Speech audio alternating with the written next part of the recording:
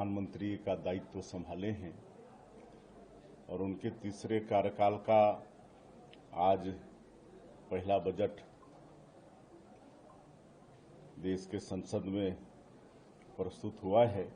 हमारे देश की जो वित्त मंत्री हैं श्रीमती निर्मला सीतारमण जी, उन्होंने बजट प्रस्तुत किया है और ये बजट वास्तव में बहुत ऐतिहासिक बजट है। इस बजट में चूंकि हमारा ये देश कृषि प्रधान देश है और कृषि और रोजगार के लिए विशेष ध्यान दिया गया है। छत्तीसगढ़ के लिए विशेष बात है कि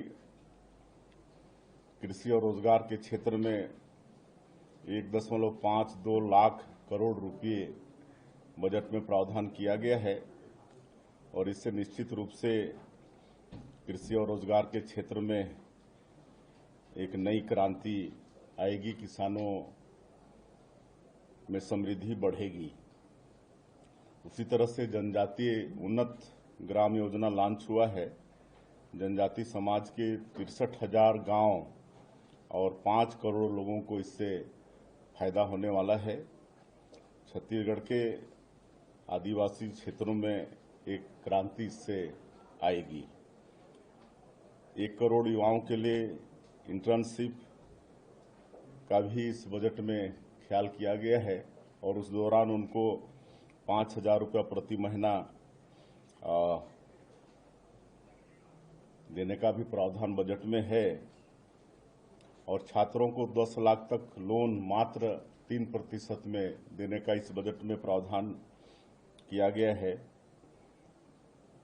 रोजगार कौशल विकास के लिए 2 लाख करोड़ का स्कीम इस बजट में रखा गया है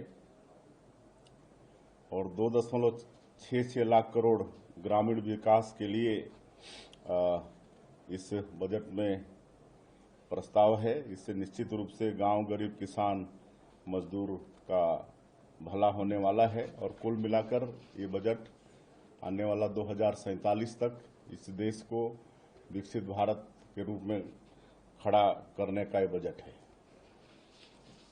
सर, प्रधानमंत्री जी एक बात कही कि इस बजट का बहुत बड़ा फोकस देश के किसान है।